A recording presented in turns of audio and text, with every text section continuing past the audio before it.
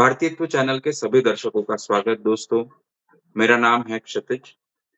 दोस्तों, भारतीयत्व चैनल ये एक कोशिश है भारतीयत्व को जानने की, हमारे भारतीयत्व को समझने की और उस भारतीयत्व को आगे जाकर परिभाषित करने की। इस चैनल को आपका ज़्यादा से ज़्यादा प्यार मिले, आप इस चैनल को ज़रूर सब्सक्राइब करें।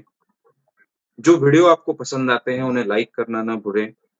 उन पे आपके कमेंट्स भी लिखें, क्योंकि यहाँ पे हम किन्हीं विषयों पर चर्चा करने के लिए आपके साथ उपस्थित होते हैं। उन मुद्दों को हम आगे की चर्चाओं में ज़रूर लेंगे।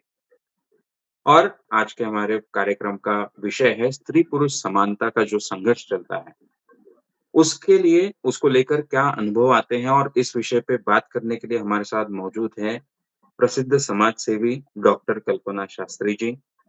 कल्पना शास्त्री जी, मैं आपका स्वागत करता हूँ। नमस्कार। नमस्कार, नमस्कार।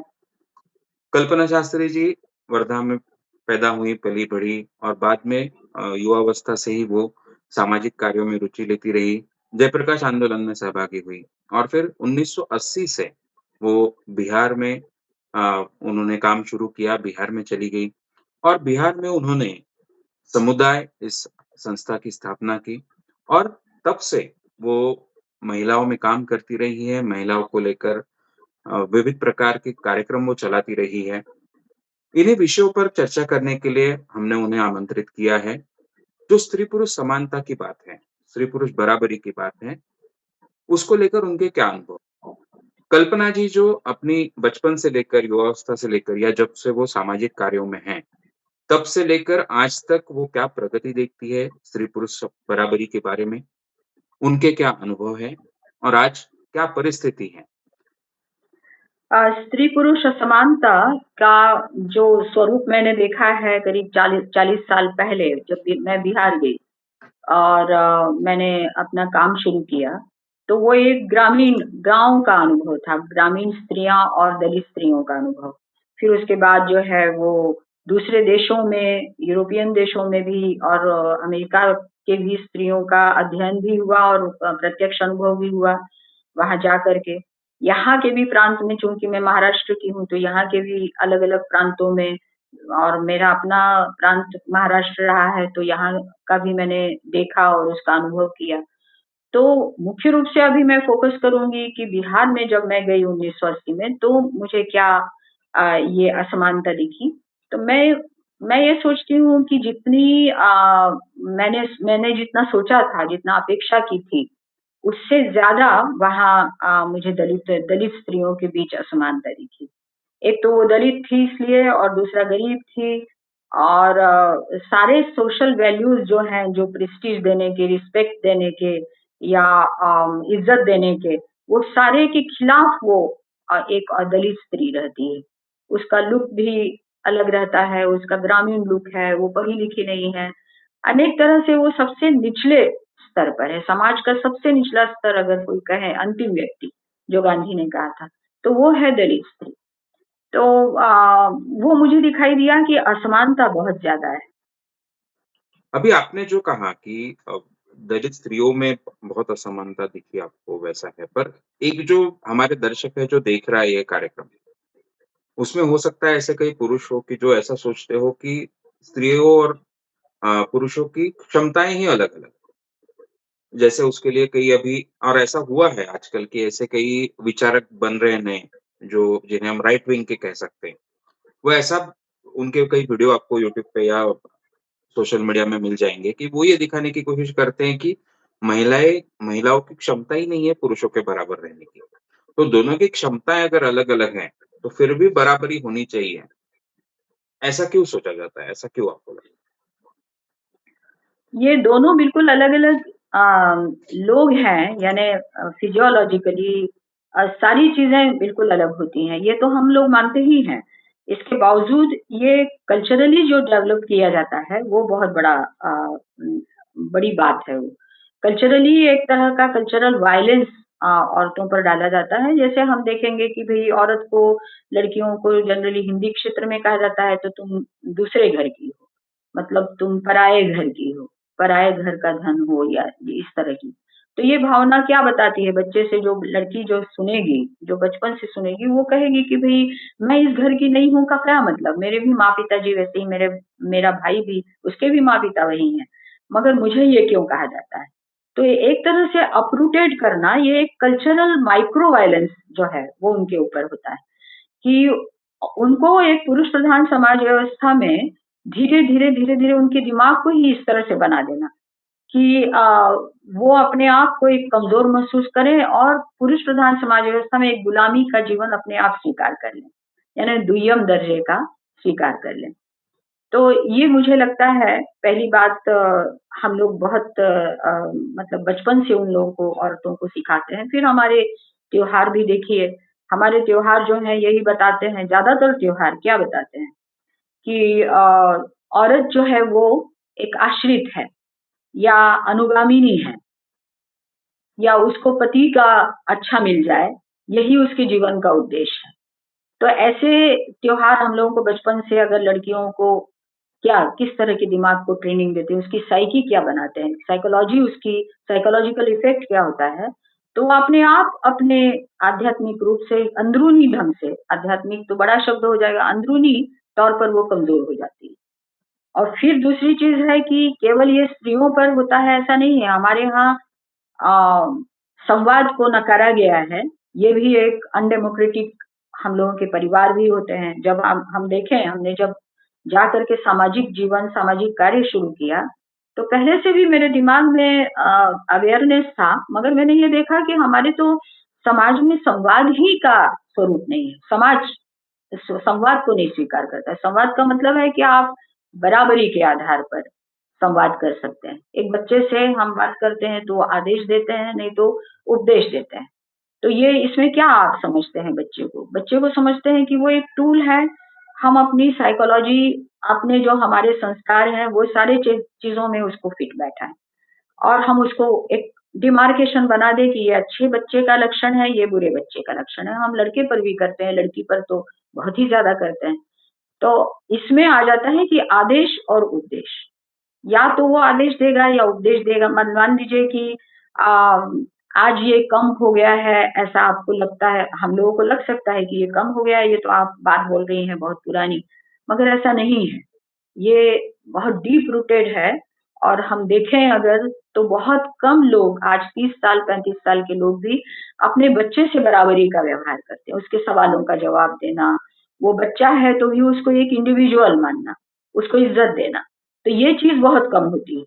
आज्ञाकारी बनाना, ये हमारे यहाँ स्कूल भी सिखाता है और घर में भी सिखाया जाता है। आज्ञाकारी होना ये बहुत अच्छी, ओबीडिएंट रहो। और लड़कियों को तो बताया ही जाता है कि भई तुम पति पति की जो तुम अनुगामिनी रहोगी। तो अनुगामिनी मतलब पीछे चलने वाली। तो ये दोनों स्तरों पर होता है, मगर स्त्रियों पर सबसे ज़्यादा कल्चरल वायलेंस है। अनुगामिनी, सहगामिनी क्यों नहीं कहा जाता है, अनुगामिनी क्यों कहा जाता है? तो ये एक, फिर वही बात है कि असमानता का हम बचपन से किस तरह से उनके दिमाग में डाल देते हैं। फिर बाद में कहते रहते हैं कि औरतें तो खुद ही औरतों को पीछे हटाती हैं, पर क्यों? इसका कारण हम लोग सोचें तो हम लोग ये देखेंगे कि हम लोग उसी तरह से उसके दिमाग को बचपन से बनाते हैं। तुम्हारा रूप ही प्रमुख है। और फिर इन लोगों में क्या होता है कि फिर वो साइलेंट और वायलेंट ग्रुप तैयार हो जाता है, कि जो हम साइकोलॉजी का भी किताब पढ़ेंगे तो हम लोगों को ये ध्यान में आएगा कि जहाँ साइलेंस होगा, साइलेंट करने की कोशिश होगी, वहाँ फिर वायलेंस उभरता है। और ये औरतों में भी, ये हमने बिहार में तो बहुत ज़्यादा देखा कि साइलेंस जहाँ है, साइलेंट ग्रुप है और वायलेंट ग्रुप। यानी अगर नई पुतोहू है तो वो साइलेंट ग्रुप में आएगी, उसको पूरी तरह से उसके एक्सप्रेशन को दबाया गया है, तो वो, उसको हँसना नहीं है, बोलना नहीं है, हर चीज़ का उसकी निगरानी है। और जो बुजुर्ग महिलाएँ हैं, वो ही उन लोगों को दबाने का काम करती हैं, वो एक वायलेंट ग्रुप में, क्योंकि वो लोग सही हुई हैं, तो उनमें एक रिएक्शन भी होता है और उनको पुरुष प्रधान समाज व्यवस्था ने तैयार किया है, तुम निगरानी का काम करो। तो ये इस तरह से हमारे समाज में अगर रहेगा, तो लोकतांत्रिक परिवार है कहाँ? तो उसमें अगर हम ये कहते रहें कि स्त्री-पुरुष ही असमानता है, ऐसा नहीं है। एक पुरुष भी जो है, इंडिविजुअल नहीं है, खुद सोचने समझने की क्षमता डेवलप करना, ये हमारा परिवार नहीं करता है। और औरतों के लिए भी तो नहीं ही है और औरतों की तो जड़ ही को काट दिया जाता है। वे तुम इस परिवार की ही नहीं। कल्पना जी, आपने बहुत एक महत्वपूर्ण बात कही, इंटरेस्टिंग बात कही कि जन्मतः दोनों में कुछ फ़र्क हो सकते हैं और होते भी हैं, जो जैविक फ़र्क है उन दोनों में है। पर उसके अलावा वो बचपन से जैसे उनको बढ़ाया जाता है, जैसे संस्कार दिए जाते हैं, जिस तरह का उनसे बर्ताव किया जाता है, उसमें फ़र्क है बहुत-सा और उसके कारण दोनों में जो फ़र्क आ जाता है बाद में, तो मैं ये समझ रहा हूँ कि आप ये भी कह रही हैं कि जो क्षमताएँ पुरुष बोलते हैं, वो सारी पैदाइशी नहीं है। वो उल्टा इस जिस तरह से उनको पाला गया, जिस तरह से बढ़ाया गया, जो संस्कार दिए गए, जो विचार दिए गए, जिस तरह का वातावरण उन्हें मिला, उसमें से ये फ़र्क आ जाता है लोगों में। ये भी एक महत्वपूर्ण मुद्दा आपकी बातों से आया और इसमें एक एक पर एक शब्द आपने बहुत इस्तेमाल किया, जिसे आपने 2-3 बार इस्तेमाल किया कि वॉयलेंस। तो आप इसे वॉयलेंस क्यों बोल रही हैं? यानी क्योंकि हिंसा तो हमको लगता है कि पीटना, मारना, इसे वॉयलेंस बोलते हैं। पर आप जो इस तरह से गैर बराबरी के संस्कार दिए गए या कहीं जिसे हम कहेंगे कि गौण स्थान दिया गया, कुछ दूसरे दर्जे का स्थान दिया गया, तो इसको आप वॉयलेंस क्यों बोल रही हैं? ये इस तरह का वायलेंस है अगर हम मतलब दिमाग की बनावट या अपनी साइकोलॉजी को देखें, तो ये कहा जाता है कि अगर बच्चे से आप बात कर रहे हैं या बड़े में भी बात आप कर रहे हैं, तो आप आपके चेहरे पर या आपके हाव-भाव में कहीं वायलेंस नहीं होना चाहिए, कहीं ऑर्डर्स नहीं होना चाहिए।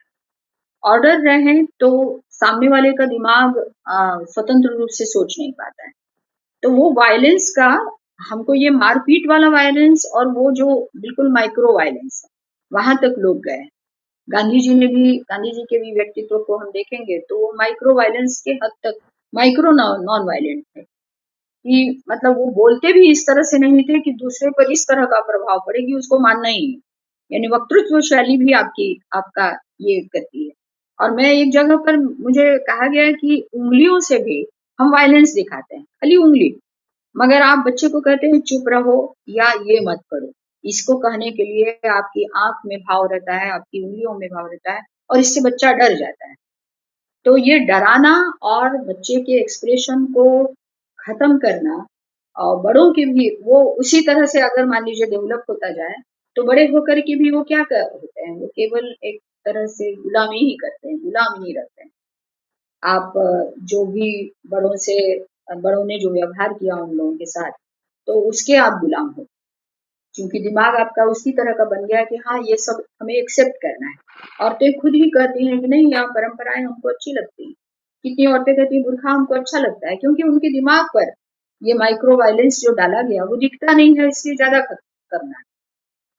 तो ये औज़ार जो है वो ज़्यादा खतरनाक है और इस पर ध्यान हम लोगों का जाना चाहिए कि हम अपना कल्चरल या अन्य वायलेंस जो है वो जो दिखता नहीं है, वो माइक्रो वायलेंस हम कहाँ-कहाँ करते हैं। तो इसलिए ये देखना ज़रूरी है क्योंकि इस पर हमारा ध्यान भी नहीं जाता है और इसलिए हमारे परिवार में अगर अनडेमोक्रेटिक माहौल रहे, सबका एक्सप्रेशन खुला हुआ नहीं रहे, सब में आपस में संवाद नहीं हो, तो धीरे-धीरे क्या होता है कि वो सब परिवार ही अनडेमोक्रेटिक रहता है। उसमें किसी का विकास, स्वतंत्र विकास नहीं हुआ है। स्वतंत्र सोच का विकास नहीं। हम लोगों को लगता है कि पुरुष का विकास हुआ होगा क्योंकि वो तो दूसरों को आदेश देता है। नहीं, मगर वो भी नहीं, वो भी ट्रैप्ड है। क्योंकि वो भी एक तरह की व्यवस्था पुरुष प्रधान समाज व्यवस्था का शिकार पुरुष भी है और उसको भी कहा जाता है कि तुम इसी रोल में तुम रहो। तुम इसी तरह की कमाने वाली रक्षक की भूमिका में रहो, तुम इसी तरह से आदेश देने की भूमिका में रहो, तुम भावुक मत हो, तुम रो मत, नामर्द मत बनो। मर्द मतलब हुँ, जिसको रोना नहीं हुँ, है। मर्द को हुँ, रोना हुँ, नहीं आता। ये हुँ, कहा जाना ये कितना बड़ा वायलेंस है हम नहीं सोच सकते। उस मर्द को हम खत्म इंसान को ही खत्म कर देते। तो वो ज़िंदगी भर अपने आप को छुपाता रहता है, अपनी भावनाओं को छुपाता है इसलिए क्योंकि वो उसके ऊपर डाला गया कि मुझे मर्द बनना है, मर्द नहीं बनेंगे तो मेरी हँसी उड़ाई जाएगी। तो इस तरह से हम जो कल्चरल और इमोशनल वायलेंस करके जो माइक्रो वायलेंस को हम लोगों को सामने लाना चाहिए या वायलेंस का वो ज़माना तो बीत गया है कि हम मारपीट को ही केवल माने या रेप को ही माने, औरत पर रेप किया जा रहा है यही माने या और चीज़ें माने। बिल्कुल प्रथाओं को, परंपराओं को, बोलने के तरीके को, संवादहीनता को, इस चीज़ को जो है हमको सामने लाना है और बताना है कि ये ये है असली वायलेंस। और इस वायलेंस का प्रभाव लोगों पर पड़ता है। मुझे एक कॉलेज में पूछा गया कि औरत औरत की दुश्मन होती है और सब लड़कों ने तालियां बजाई। और औरत पूछ रही है, लड़की पूछ रही है कि औरत औरत की दुश्मन क्यों होती है। और हमने बताया, उसमें जो मैं अभी बता रही हूँ वैसे ही बताया, मगर इसमें क्यों लड़कों ने तालियां बजाई, क्योंकि जहां स्त्री स्वातंत्र की बात करें, ये बिल्कुल दूसरा मुद्दा है, विषयांतर है शायद। तो लड़कों को लगने लगता है कि उनको डॉग पर खड़ा किया जा रहा है, उनको एक साइड ट्रैक किया जा रहा है स्त्री स्वातंत्र की बात करके। यहीं पर नहीं, पर विदेशी दूसरे देशों में भी, कि भाई औरतों को बहुत ज्यादा महत्व दिया जा रहा है, या हम हम बहुत निग्लेक्टेड हो जाते हैं और हमको हमेशा ये माना जाता है कि हम शोषक की भूमिका में हैं। तो ऐसे सवालों पर जब लड़की ही कोई सवाल करती है, उनको खूब हंसी आती है, खूब प्रोत्साहन देते हैं ऐसी लड़की पर। तो ये चीज इसलिए ये साइकी क्यों बनी है इन लोगों की, क्योंकि हम लोगों ने जहां स्त्री स्वातंत्र की बात कही कि इन लोगों को ये फैलाया गया, खासकर कुछ पुरुषों द्वारा, कुछ औरतों द्वारा ये चीजें फैलाई गई कि स्त्री स्वातंत्र का मतलब है पुरुष को डोमिनेट करना। तो ये या मतलब हम उसको क्या किस तरह से समझ रहे हैं कि औरत आगे आए, पुरुष पीछे रहे।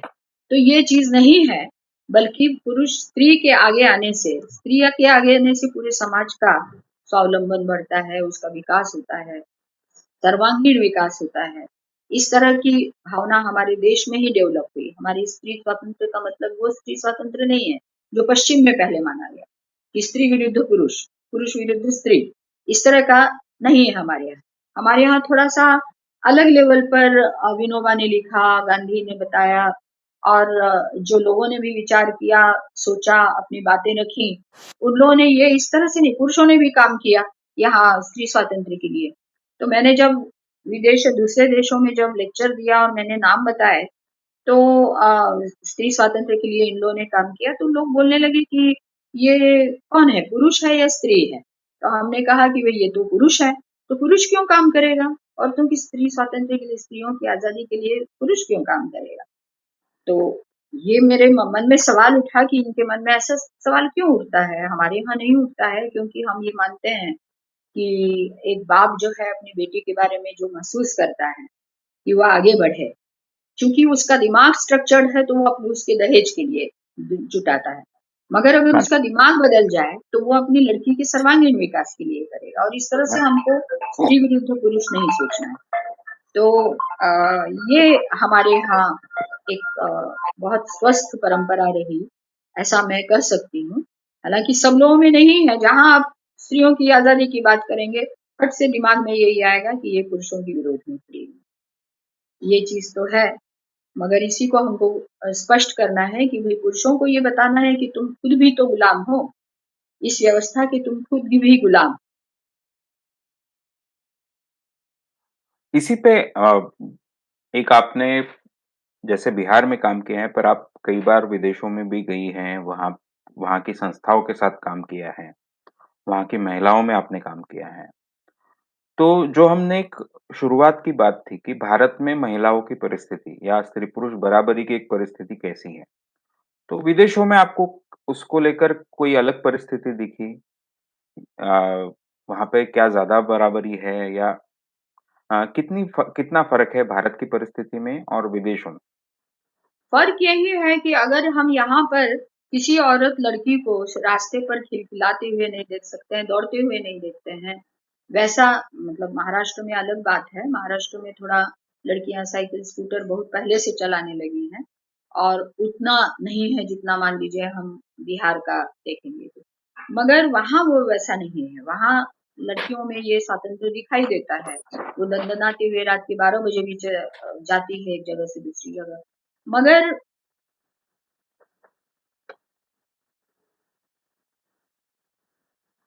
फिट महसूस करते हैं, और अ, यहाँ तो ये स्थिति है उन्होंने बताया कि समाज में अगर लड़की के पीछे कोई अगर खराब नज़र से कोई रखे और रास्ते पर वो दौड़ रही है अपने बचाव के लिए, तो कोई आता भी नहीं है क्योंकि सड़कें सुनसान हैं।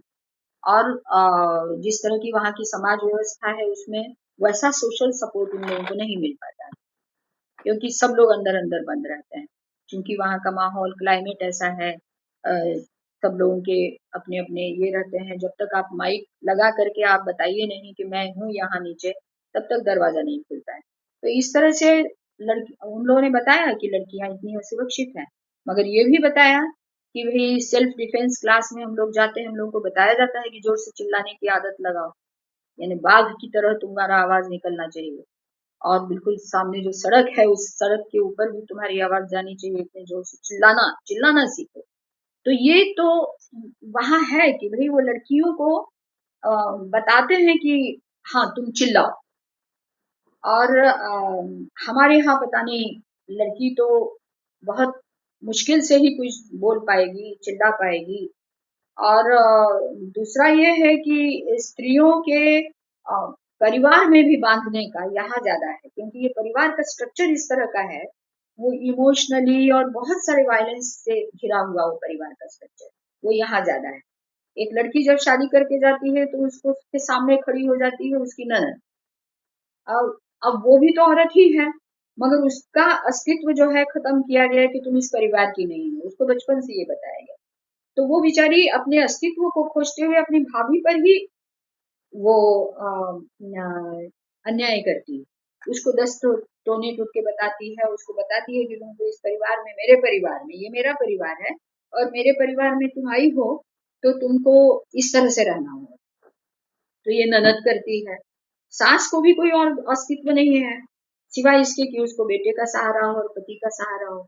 उसको अलग अस्तित्व होता तो वो उतना ये नहीं करती और अब तो मैं देखती हूँ कि कुछ शहर शहर में तो थोड़ी स्थिति बदली भी है क्योंकि अलग-अलग लोग रहते हैं, तो वैसा डोमिनेशन नहीं हो पाता है। मगर आप सोचिए कि 99% 95% लोगों में परिवारों में क्या स्थिति होती है। तो औरत का पूरा इंटेलेक्ट खत्म होता है केवल इस चीज के झगड़े में अपनी अस्तित्व की लड़ाई में क्योंकि उसके सामने उसके खड़ा कर दिया जाता है उसके ही पति का भाई की पत्नी मतलब वो औरत ही है मगर उस औरत से एक कंपैरिजन किया जाएगा ये भी एक अजीब सी स्थिति है कि कंपैरिजन किया जाएगा कि तुम दहेज कितना लाई तुम सुंदर कितनी हो उस कंपैरिजन में तुमको बेटा हुआ कि बेटी हुई तुम्हारा पति कितना कमाता है इस तरह से हमेशा एक उसकी जड़ें जो है हमेशा कमजोर रहती हैं और वो हमेशा एक असुरक्षित मानसिकता में जीती है। तो ऐसी स्थिति में कहाँ से उसके इसमें पॉजिटिवनेस आएगा कहाँ कहाँ उसमें एक सकारात्मकता आकर के बच्चों के बीच कहानी बताओ इस तरह की माँ भी बच्चों को नहीं मिल पाती है इसलिए क्योंकि माँ खुद अपनी नकारात्मकता में रहती है अपने अस्तित्व की लड़ाई में जुटी रहती है इसलिए ये मैं देखती हूँ कि जनरली पहला बच्चा जो है वो माँ से बिल्कुल कट जाता है मैं तो यहाँ माताओं को बताती भी हूँ अपने बिहार में कि तुम जितना सोचती हो कि अगर बेटा मेरा काम करेगा मेरा हमारी देखभाल करेगा वो नहीं करेगा और तुम देखती हो कि बेटे ने छोड़ दिया पेड़ के नीचे जब जाएंगे दलित टोले वगैरह में तो ब्राह्मण टोले में भी ये लोग देखते नहीं हैं और नहीं लगता है वैसा इमोशनल सपोर्ट इमोशनली जुड़े हुए नहीं रहते हैं बेटे भी नहीं जुड़े रहते हैं और कारण क्या है क्योंकि उनको वो उस तरह की सकारात्मक माँ नहीं मिल पाती और इसका भी भुगतान औरत को ही करना पड़ता है तो उसको समझाने पर वो समझती है इन चीजों को कि अगर हम दुय्यम दर्जे का नागरिक हमको बनाया जाएगा तो इसका असर हमारी पूरी जिंदगी पर कैसे पड़ता है कैसे हम रिप्रोडक्शन के समय प्रजनन ये मेरा महत्वपूर्ण काम माना गया है और उस प्रजनन के समय हमारी मानसिकता ही स्थायी नहीं रह पाती सकारात्मक नहीं रह पाती और क्यों नहीं रह पाती है क्योंकि ये तुम दूसरे परिवार में आई हो और लगातार कंपटीशन में जी रही हो तुम्हारे सामने एक सामने औरत ही है जो तुमको लगातार निगरानी कर रही है जिसके साथ लगातार तुम्हारा मूल्यांकन हो रहा है इस चीज की हम लोग कल्पना करें तो बहुत भयानक लगता है कि अगर स्त्री को अ, स्वतंत्र माहौल ही नहीं मिले या उसका जो पार्टनर है वो पूरा उसके व्यक्तित्व के विकास में नहीं जुटे तो कहाँ औरत तो बिल्कुल एक जड़ बन जाती है एक जानवर की तरह जीती है खाली रसोई और रिप्रोडक्शन प्रजनन में। इसलिए अगर विदेशों में दूसरे देशों में परिवार जितना टूटा है उतना ही स्त्री पर से भी वो इस तरह के ये वायलेंस जो है टूटे हैं, माइक्रो वायलेंस टूटे हैं। मैंने एक से पूछा, डेनमार्क में एक महिला से पूछा कि आपकी बेटी की ननद कैसी है, उसका फोटो देखते हुए उन्होंने कि नहीं बहुत अच्छा है। तो वो समझ ही नहीं पाई कि भाई हम ननद के बारे में क्यों पूछ रहे हैं। तो ननद ये नाम की चीज क्या है वो नहीं समझ हुँ, पा रही थी क्योंकि वो बचपन से हुँ, डेनमार्क में रही। तो इस तरह का है कि अगर आप परिवार को जानिए तो परिवार एक अलग इमोशनल और कल्चरल वायलेंस का एक बहुत बड़ा साधन है औरतों के ऊपर। इसलिए औरतें कभी भी खड़ी नहीं हो सकती हैं, सकारात्मक नहीं सोच सकती हैं, कोई किताब लिखना हो, कोई बड़ा काम करना हो बुद्धि का, हमेशा वो हारती है और बहुत जबरदस्त उसको कोशिश करनी पड़ती है, पूरा अपना लगाना पड़ता है, आपल्याला पणाला लावणं जिसको मराठी में कहते हैं, वो लगाना पड़ता है तब कहीं वो कुछ कर पाती है, क्योंकि उसको घर में ही तोड़ने वाले तत्व जो है मौजूद रहते हैं और कोई समझने वाला इन सब चीजों को माइक्रो वायलेंस को कोई भी समझता नहीं। अच्छे अच्छे प्रोग्रेसिव पुरुष भी इसको नहीं समझ पाते हैं। ये और दुखद बात कल्पना जी, आपने जो बताया कि भारत और विदेशों की परिस्थिति, उनमें फ़र्क, एक कहीं न कहीं परिवार का कैसे गैर बराबरी में हिस्सा होता है महिलाओं के, या फिर जैसे शादी की व्यवस्था है, तो जो लग्न संस्था है, उसका भी कैसे परिणाम होता है गैर बराबरी में? ये भी आपका एक एंगल आया। तो ऐसे में आगे जाते हुए इस पे क्या उपाय हो सकते हैं या क्या किया जाना चाहिए? आपका जो इतने सालों का अनुभव है और आप खुद इन विषयों पे इतना सोचती रही हैं, जिसे आपने जैसा कहा उदाहरण दिया बच्चों का विद्रोही, तो जितना मैं जानता हूँ आप युवावस्था से या पहले से भी वैसे खुद रही हैं। तो आपके अनुभव से क्या आपको लगता है कि आगे जाकर स्त्री-पुरुष बराबरी और अच्छी हो, इसलिए क्या उपाय हो सकते ये तो देखिए ये उपाय बहुत सारे हो सकते हैं मगर अभी जो मेरे दिमाग में आ रहा है वो 2-3 विषय हैं? आ जी, रहा है, जी, कि जैसे जी। मैंने ये किया कि लड़कियों को जब जुटाया बिहार में किसी भी कारण से मैं सोचती थी कि ये कार्यक्रम लेना है इसमें लड़कियों को बुलाओ।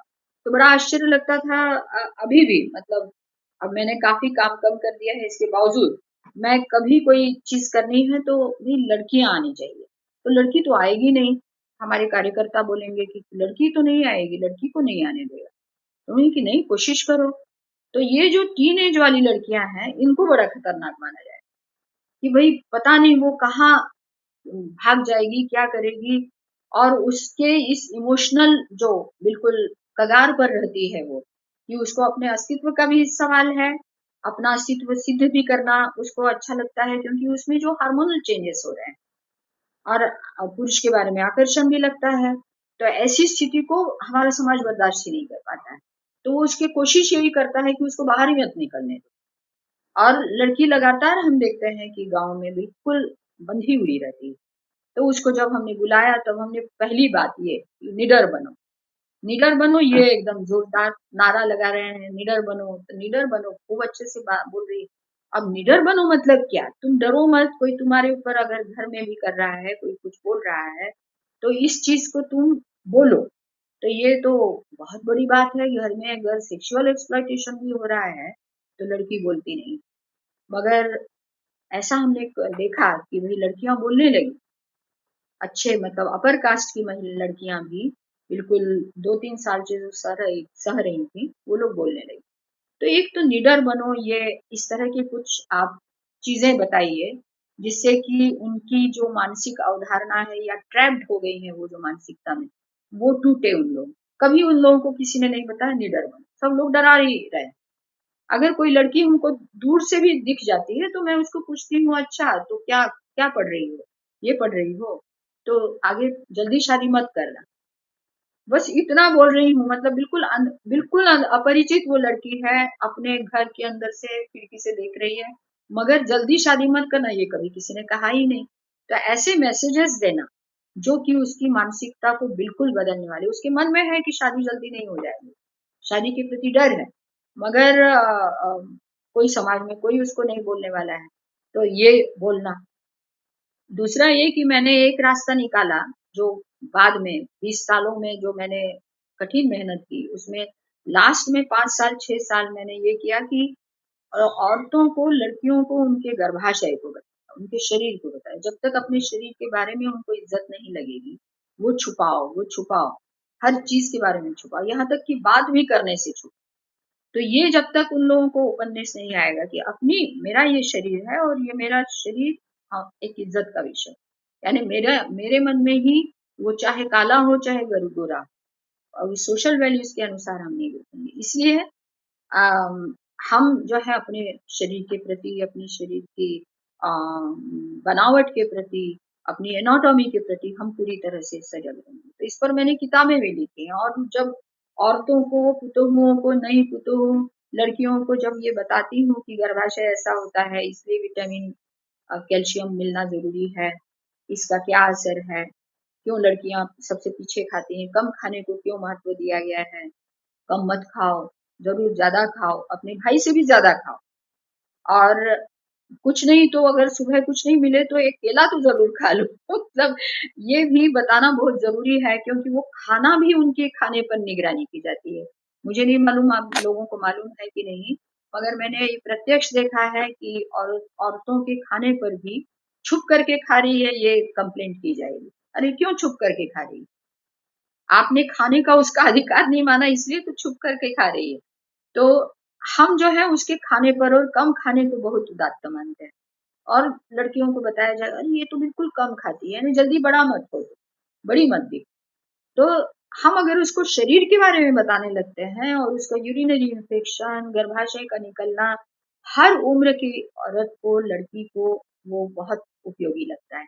और इससे उन लोगों में जो मानसिक चेतना आती है, फिर ऐसे प्रोग्राम लेना जो, जैसे साइकिल चलाना। अब साइकिल चलाना लोगों को लगेगा क्या भाई बोल रहे हैं, मगर जब साइकिल चलाती है वो लड़की, जब जब नहीं चलाती है तो इसका मतलब वो मूवेबिलिटी केवल खत्म नहीं होती है उसकी, बल्कि एक तरह की वो गुलामी की मानसिकता में होती है कि हम चला नहीं सकते हैं, हमारा सड़क पर कोई अधिकार ही नहीं है। सड़क पर किसका अधिकार है? पुरुषों का, लड़कों का अधिकार है।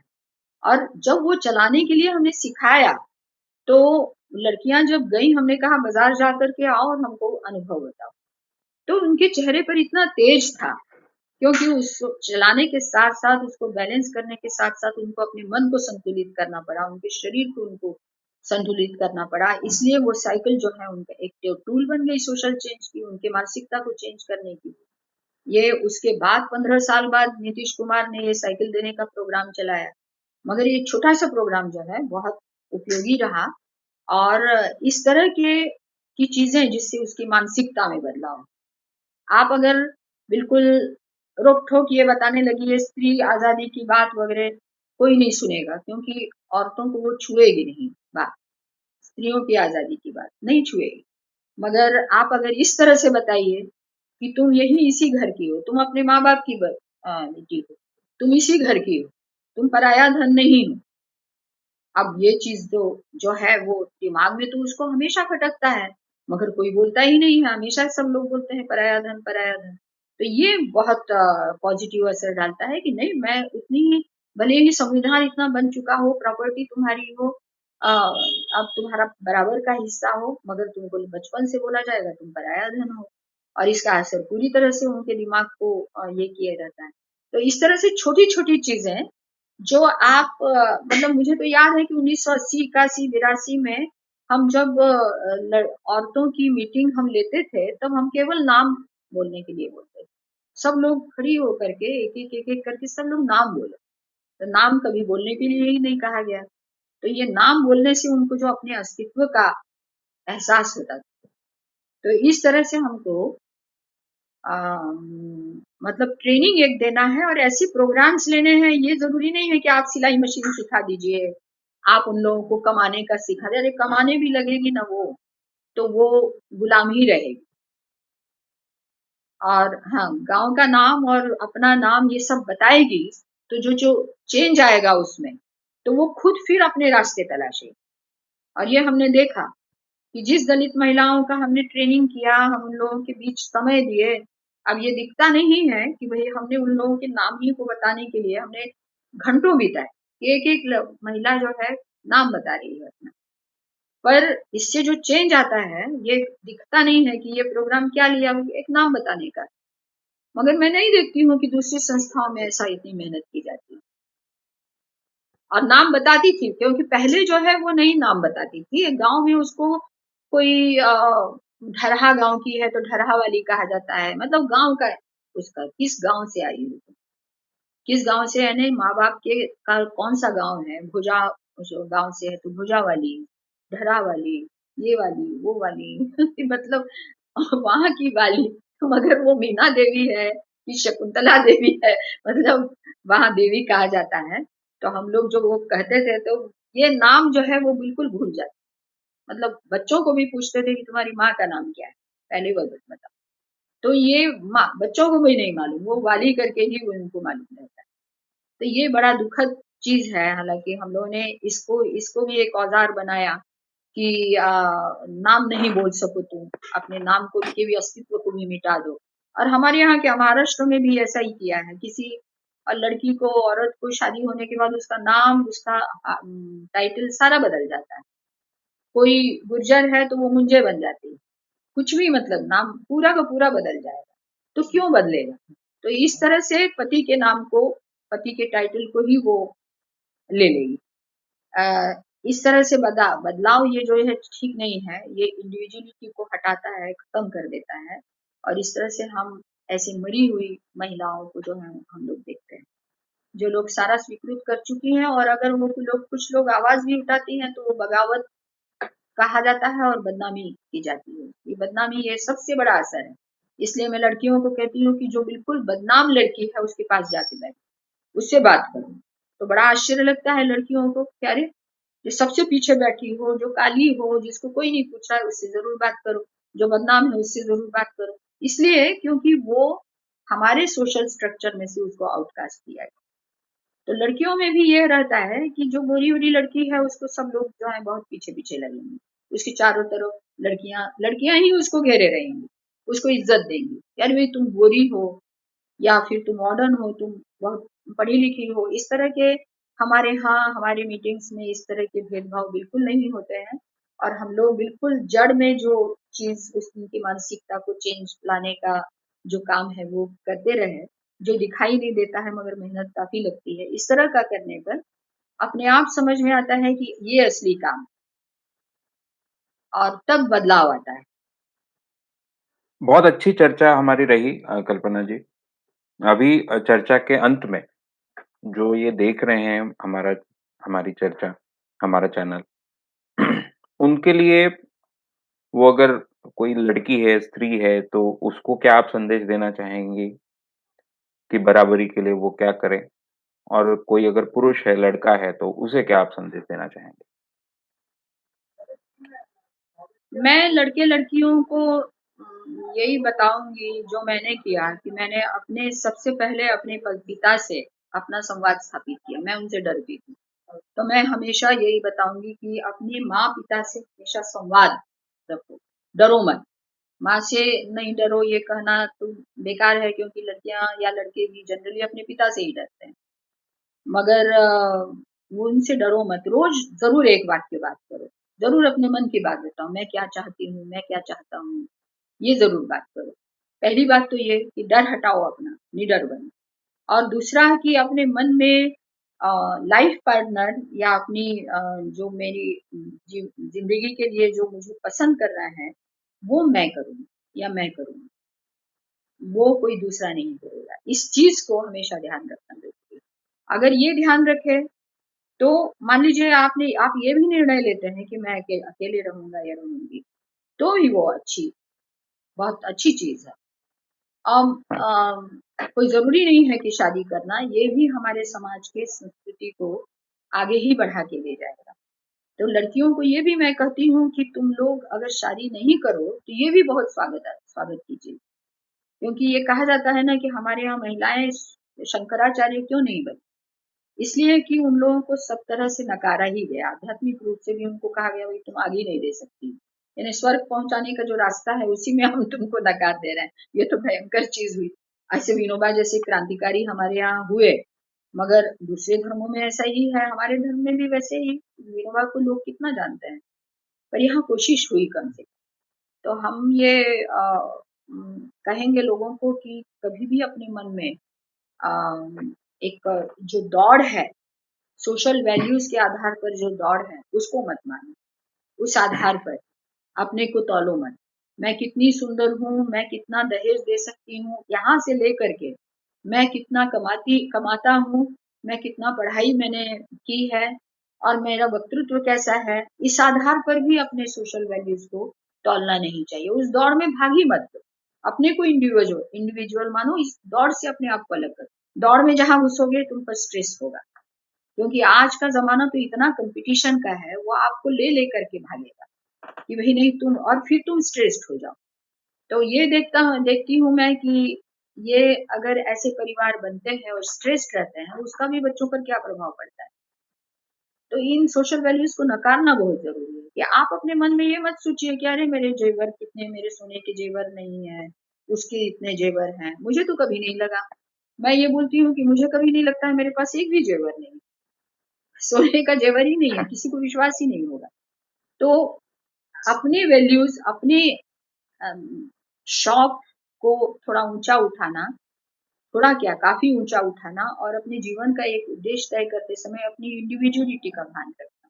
इसके लिए नए-नए औज़ार तलाशते रहिए और अपने आप को स्वतंत्र इमोशनली और अ, आर्थिक और इमोशनल ज़्यादा ज़रूरी है, और स्वतंत्र बनाना, ये ज़्यादा ज़रूरी है। इस तरह बिल्कुल। के कार्यक्रम मैं लड़के-लड़कियों को चाहूँगी कि वो लोग अपने आपस में एक स्टडी क्लासेस भी लें, उसमें एक-दूसरों से चर्चा करें, खुल कर के चर्चा करें। क्योंकि लड़कियाँ भी, जब मैं देखती हूँ 40 लड़कियाँ भी इकट्ठी हो जाएँ, तो वो लोग खुल कर के नहीं बोलती। कभी ऐसे वो रो भी देगी कि मेरी माँ को इतना पिता पीटते हैं, करके रो भी देगी। मगर वो 4-5 लड़कियों के बीच, 40 लड़कियों के बीच उसको लगने लगेगा कि हम, तो मैं कहती हूँ कि देखो ये हॉल ऐसा है कि यहाँ आने पर तुम पर कोई हँसेगा नहीं। अगर कोई तुतला रही है, कोई तुम पर हँसेगा नहीं, तो यहाँ बिल्कुल सुरक्षित महसूस करो। पर वो भी एक ट्रेनिंग देना पड़ता है। मेरी बेटी बोलती है कि तुम ये बार-बार बोलो कि तुम यहाँ पर स्वतंत्र महसूस करो, सुरक्षित महसूस करो, तब इन लोगों के दिमाग में वो बात जाएगी। तो ये सुरक्षित जगहें लड़कियों के लिए बननी चाहिए। सुरक्षित जगहें लड़कों के लिए भी बननी चाहिए, वो आज नहीं है हमारे यहाँ। यही मैं मुझे कहना है, वो बढ़ाइए, अपने-अपने लिए जगह बनाइए, स्टडी सर्कल्स लीजिए और संगठन कीजिए। बहुत-बहुत शुक्रिया कल्पना जी, इस विषय को हमारे सामने रखने के लिए सबके सामने। दोस्तों, जो आज की चर्चा आपने सुनी, जो मूल्य है, समानता की बात हमने की, जिसे हम इक्वालिटी कहते हैं अंग्रेजी में, और इसके बारे में हमेशा ऐसा कहा जाता है, नहीं लोग तो अलग-अलग होते हैं, उनकी क्षमताएँ अलग-अलग होती हैं, तो फिर उनमें समानता लाना यानी क्या? फिर जो ज़्यादा क्षमता वाला है, उसकी क्षमता कम करना चाहते हो क्या आप? जो ऊँचा है, उसके पैर काटना चाहते हो क्या आप? तो देखिए दोस्तों, सारे लोग इक्वल है, ऐसा नहीं कह रहे हैं। लोगों में इक्वालिटी होनी चाहिए, ये कह रहे हैं। दोनों शब्दों में फ़र्क है। सब बराबर है, ऐसा नहीं कह रहे हैं। सबकी बराबरी होनी चाहिए, ये कह रहे हैं। इनमें फ़र्क ये है कि दोनों का दर्जा समान हो। हाँ, किसी को कम दर्जे का, किसी को ज़्यादा दर्जे का, ये माना ना हुँ, जाए। हुँ, इसका मतलब ये है दोनों को मौके समान मिले। किसे ज़्यादा मौके, किसे कम मौके। जो हम देखते हैं कि जेंडर के हिसाब से प्रिविलेजेस अलग-अलग होते हैं। घर में ये जैसे अभी कल्पना जी ने बताया कि खाने से लेकर कितनी बेसिक बात है खाना, उससे भी बेसिक बात है तुम्हारा नाम, तुम्हारी आइडेंटिटी की शुरुआत, वहाँ तक भी असमानता है, वहाँ तक भी बराबरी नहीं है। तो जब हम इक्वालिटी की बात करते हैं तो ये मत समझो हम कह रहे हैं हर कोई इक्वल है।